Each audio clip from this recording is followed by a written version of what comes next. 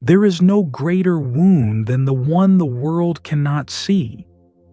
Have you ever wondered why your body aches, even when nothing appears broken? What if your back pain is not just from posture, but from years of carrying other people's expectations? What if that tightness in your chest isn't anxiety, but grief you never gave yourself permission to feel? And what if your illness isn't an enemy, but a messenger? Welcome, beloved soul, to Mindful Footsteps. This is not just a channel, it is a refuge, a space where ancient Buddhist wisdom meets the untold language of the body.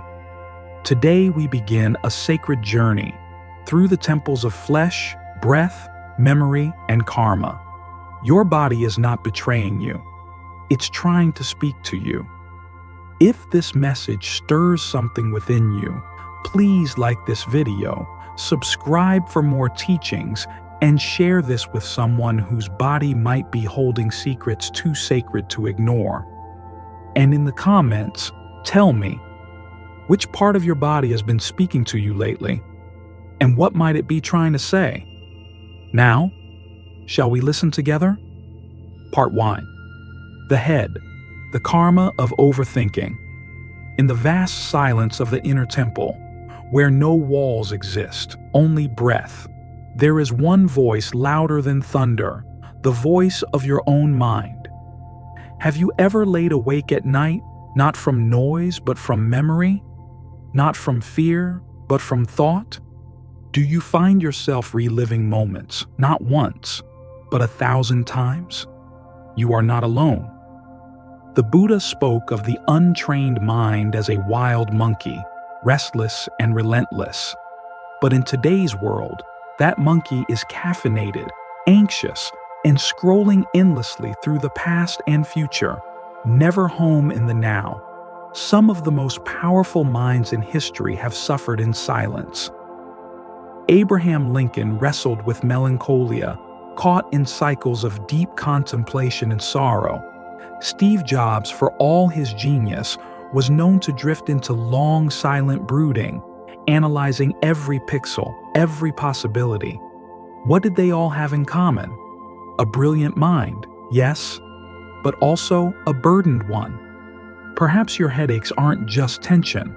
Perhaps your brain fog isn't just age. What if these are karmic echoes? What if your thoughts are not just thoughts, but residues of unprocessed truths? One disciple named Tenzin once told me, "I can't stop replaying. Every decision, every failure, every word I wish I hadn't said. It's like my mind is stuck in a theater that only plays regrets." Do you ever feel that way? Tenzin suffered migraines for decades. He had seen every doctor. The scans were clear, but the pain persisted. Why? Because the real wound wasn't in his brain, it was in his karma.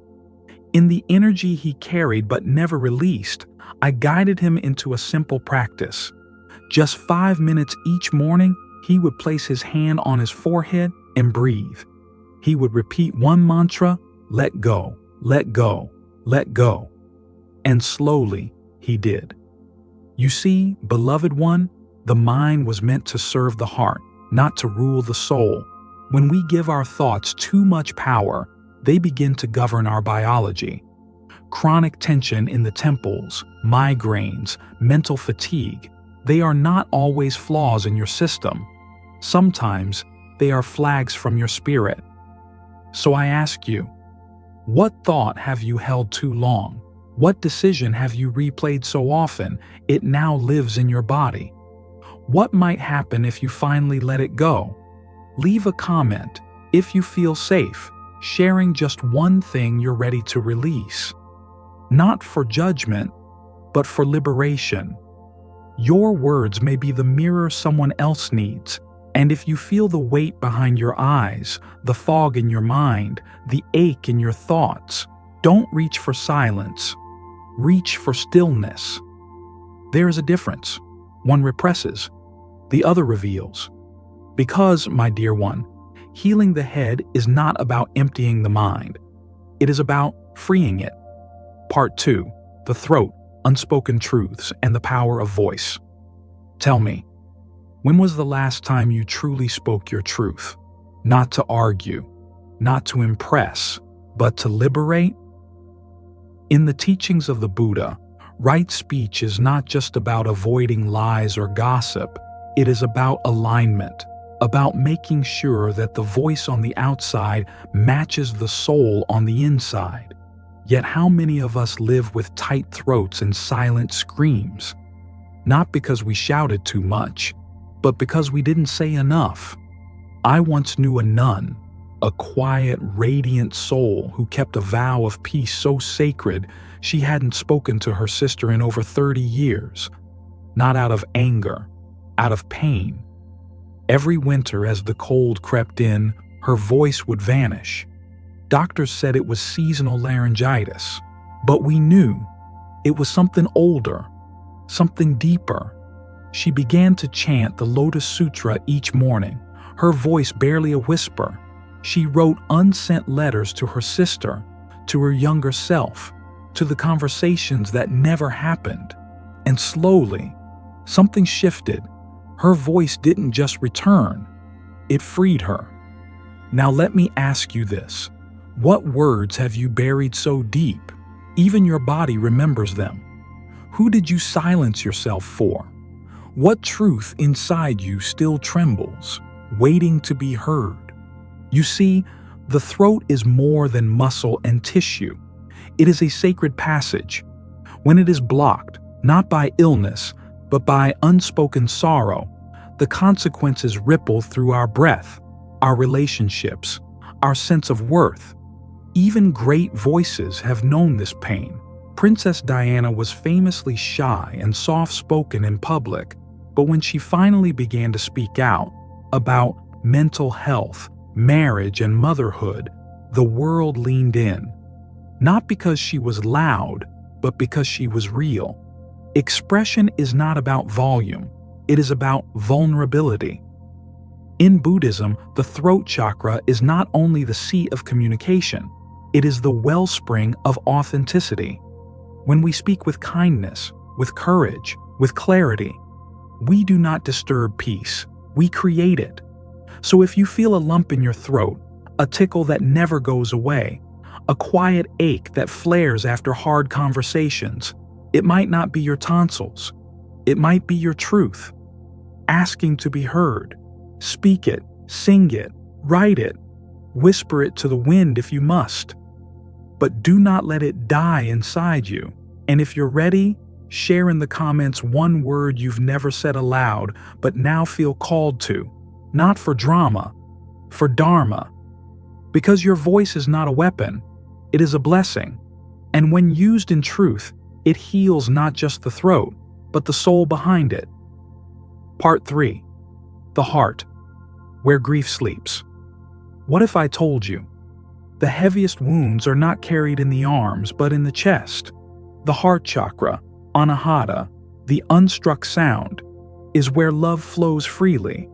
But when love is denied, when loss is buried, when forgiveness is postponed, that sacred space begins to close, not dramatically, quietly, like a flower that never saw the sun. I once sat in silence with a war veteran named Frank, a strong man, decorated, respected, but beneath his medals was a heart trembling with sorrow. "It's not the war that keeps me up," he said one morning. "It's what I didn't say when she was dying." He meant his wife.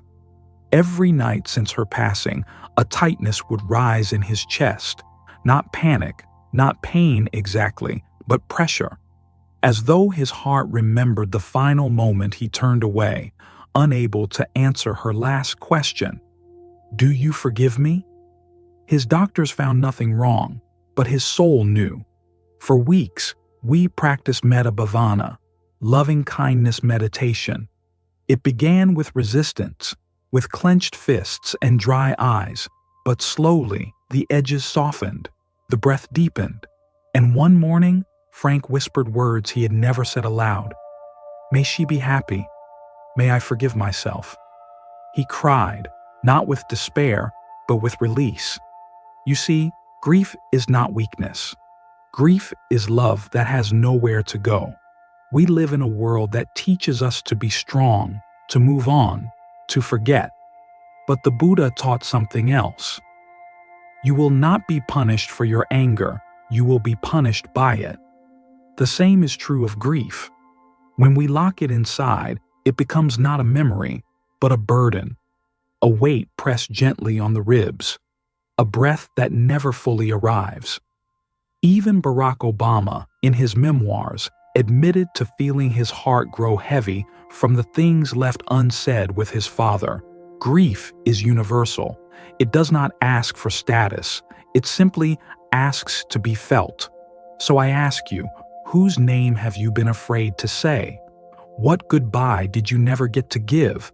And what might happen if you forgave? Not for them, but for you? If you feel brave, whisper it in the comments. A name, a word, a blessing. Let it move. Because when the heart begins to forgive, it does not forget. It frees. And that freedom, light as breath, deep as truth, is what healing truly feels like. Part 4. The stomach. Digesting emotion, not just food. Have you ever felt full without eating?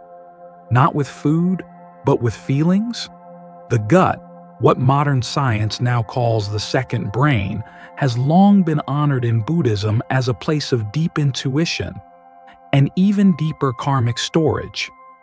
It digests not only what we consume, but what we suppress. One student I once guided, a gentle woman named Susan, shared, "I barely eat, but I always feel heavy. Not in the stomach. In the soul, she had spent decades caregiving, first her mother, then her husband, and finally her own grown children. In all that giving, she forgot how to receive. Her body bloated not from meals, but from memories left unprocessed, the things she never said, the years she never rested, the way she swallowed her sadness so no one else would have to feel it. And isn't that familiar? How many of us chew on old conversations? How many of us say, "I'm fine," while our gut clenches in protest? The stomach, in its quiet wisdom, absorbs what we refuse to confront. Indigestion, acid reflux, constant tightness. These aren't always food problems. Sometimes they're truth problems. You may remember Princess Diana, who spoke openly of her struggle with bulimia. It was a symptom, she said, of trying to digest too much emotion, too much pressure, too much pain. Even royalty could not stomach the weight of unspoken sorrow. So I ask you, what have you been trying to digest emotionally? What truth sits in your belly, waiting to be felt, not fixed? Before your next meal, try this practice. Place your hand gently over your stomach. Close your eyes and whisper, "Thank you for holding so much." You may now rest. Then eat, not just to fuel, but to honor. Chew slowly, breathe deeply. Bless your body, not just your food. The Buddha taught moderation in all things, but especially in thought, because what we consume with the mind, we eventually store in the flesh. So if your gut has been speaking, listen. It may not need medicine. It may simply need permission to feel. Part 5. The liver, transmuting anger into wisdom. Anger is a fire that doesn't always roar. Sometimes it smolders for years, quiet, hot, dangerous. In Buddhist tradition, the liver is not only the seat of detoxification, it is the energetic hearth of anger, frustration, and resentment. And when that fire is not honored, it turns inward. It burns us from within. Mr. Chien came to one of our retreats late in life, a widower, a retired mechanic, a man of few words, but many grudges. His hands trembled, his skin flushed easily. His liver, his doctor said, was inflamed, though he hadn't touched alcohol in years. Still, he insisted, "I'm not angry. I just don't forget. But in every story he told about his brother who betrayed him, the boss who overlooked him, the son who moved away, there was a crackling beneath his words. Anger may disguise itself as logic, as fairness, as memory, but the body knows the difference. His tongue had grown bitter. His sleep was broken. His breath short. We taught him to exhale, not just physically, but spiritually, to sigh without shame, to chant not in rage, but in release. We asked him, gently, to walk barefoot through the monastery garden and hum. At first, he scoffed, but one day, as he swept the leaves around the Bodhi tree, we heard it, a low hum, a long sigh, and then his eyes softened for the first time in years. You see, anger doesn't leave the body by force. It leaves by compassion, by understanding, by letting go. The Buddha warned, "You will not be punished for your anger, you will be punished by it." When we hold anger like a weapon, it is we who bleed.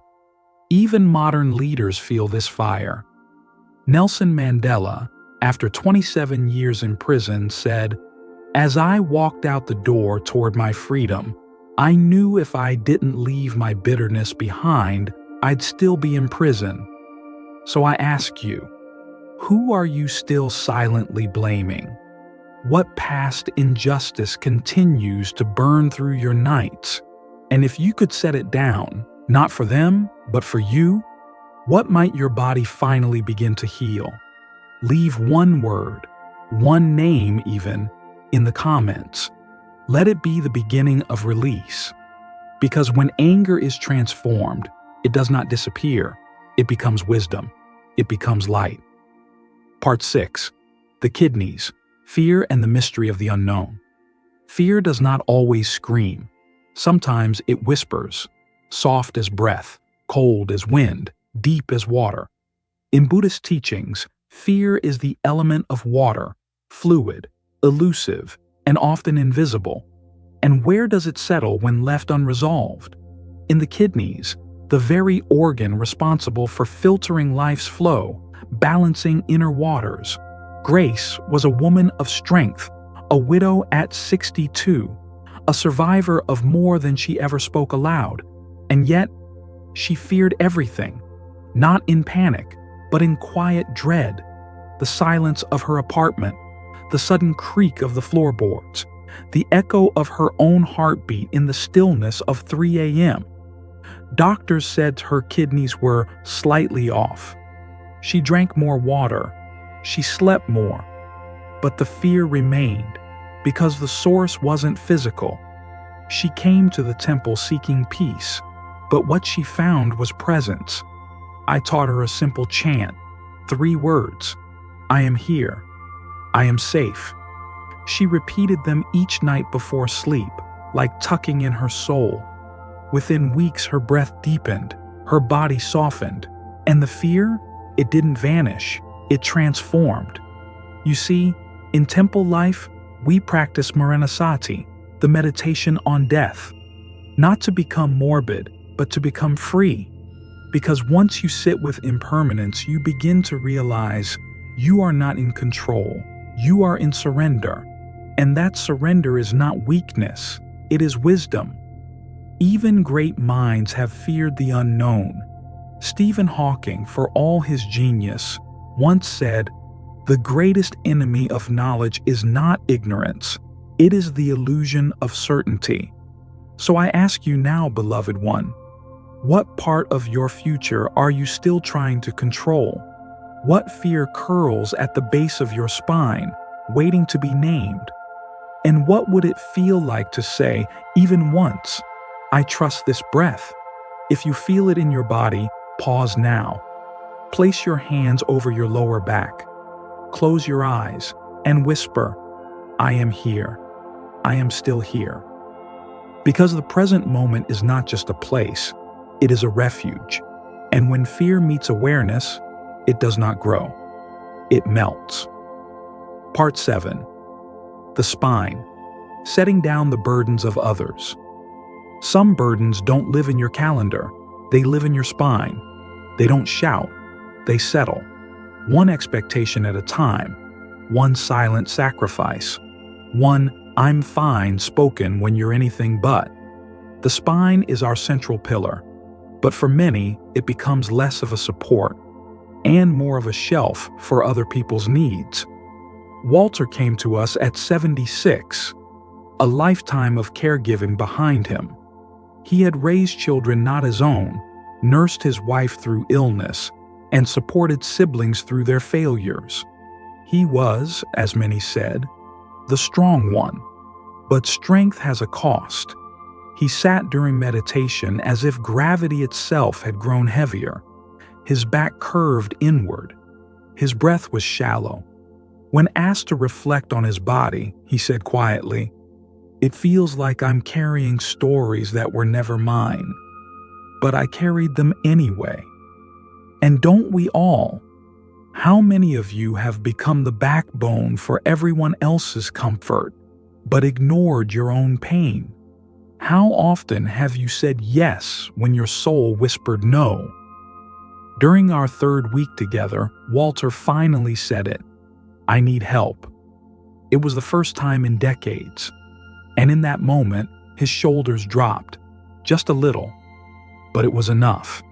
He began to practice metta, not for others but for himself.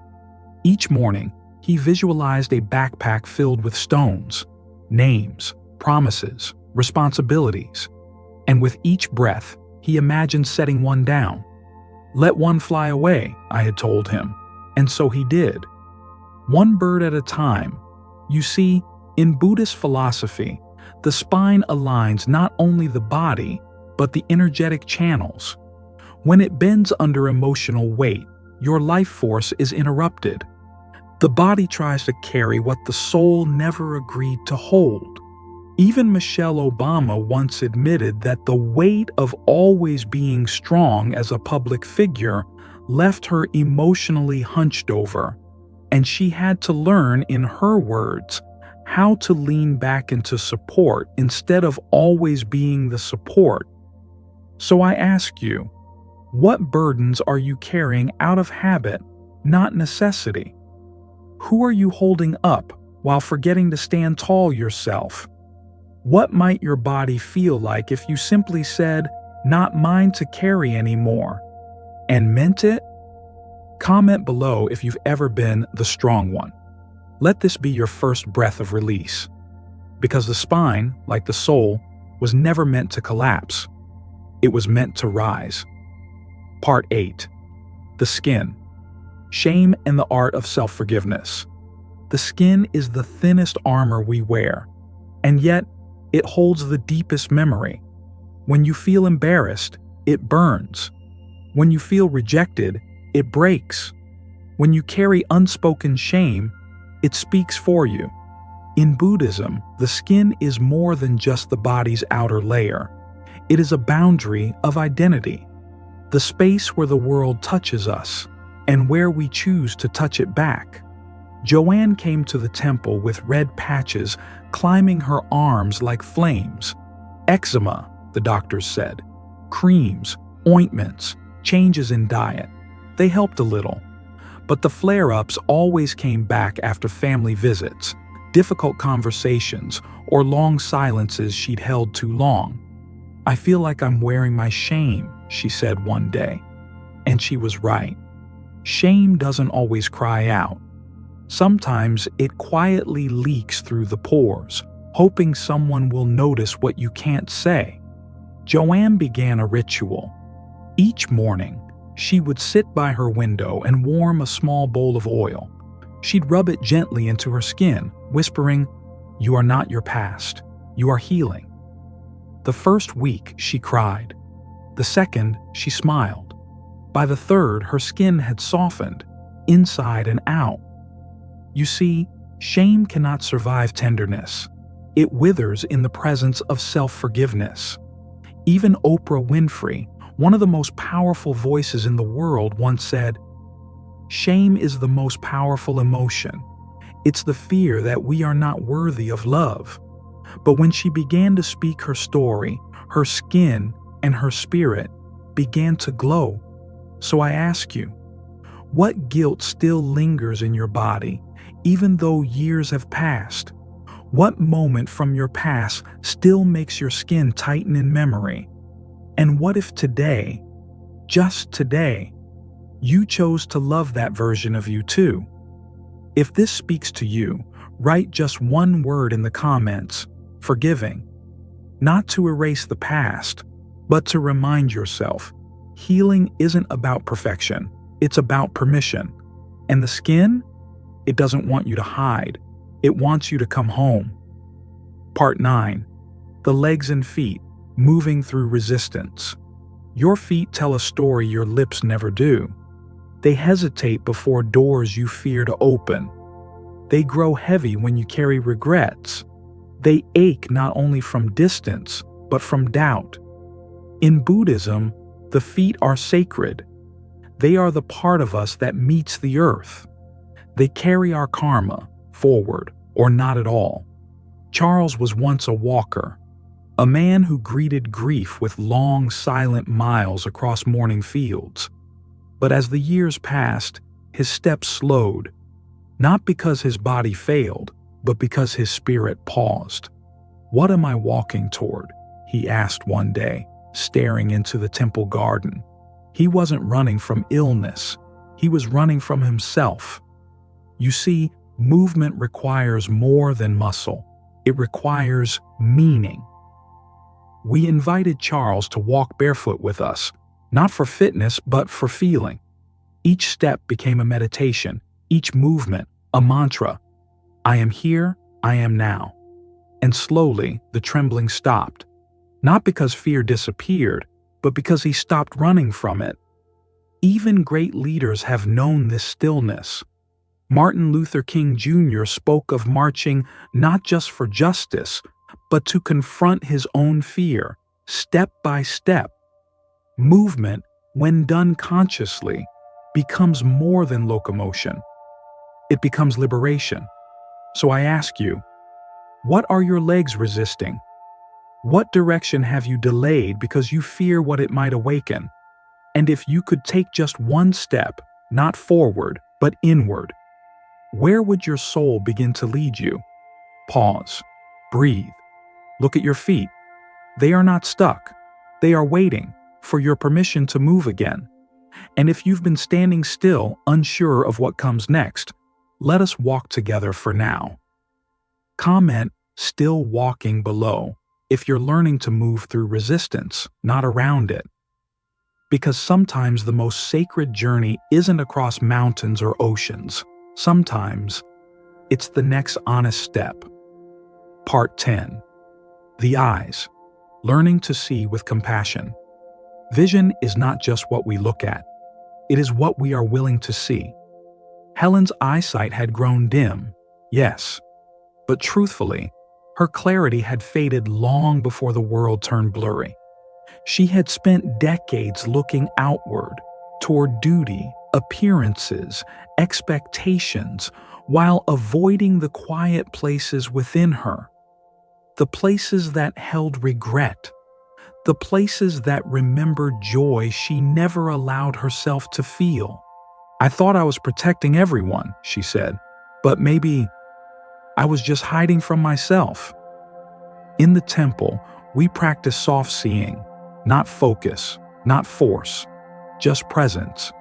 Helen sat each morning with eyes half closed, breathing slowly, gazing without searching. Over time, she began to see differently, not sharper, but softer. She saw the creases in her hands not as decay, but as devotion. The lines on her face, not as aging, but as autobiography. And when her eyes began to open to beauty, her heart quietly followed. So I ask you now, what have you refused to see? Not because it wasn't real, but because it was too honest. And what might change if you saw yourself today? With compassion instead of critique. Try this. Look into your own eyes in the mirror tonight, not to fix, but to witness and whisper, "You're not wrong, you're just learning." Because sometimes we don't need clearer vision, we just need kinder eyes. Conclusion: the body as the Dharma. My dear one, this body you carry, it is not a mistake, it is not a malfunction, it is a manuscript. Every ache, every tightness, every quiet pain is a sentence written in the language of your life. Your body is not against you. It is the part of you that never learned how to lie. It remembers what the mind has buried. It speaks when the soul has been silenced. And it whispers when the spirit is ready to return. Ask yourself, even now, what part of me has been asking for attention, not with noise, but with stillness? What if the pain is not a punishment, but an invitation to awaken? Place your hand over the place that aches, breathe, and gently say, "I see you, I hear you, I am listening." This moment of presence is where healing begins, not from outside, but from within. May your aches become awareness. May your fatigue become forgiveness. May your breath become your prayer. And may your body become your greatest teacher. Because in the eyes of the Dharma, your body is not broken, it is becoming. And every scar is scripture. Every sensation, sacred. If this touched something within you, if even one word felt like a mirror, I invite you to stay close. Subscribe to Mindful Footsteps. Share this video with someone who walks through silent pain. And in the comments, tell me, what has your body been trying to say that your mind has ignored? Let us build this temple of truth together, one breath, one step, one story at a time. Until then, walk gently, speak kindly, and trust that healing is already underway. Namaste.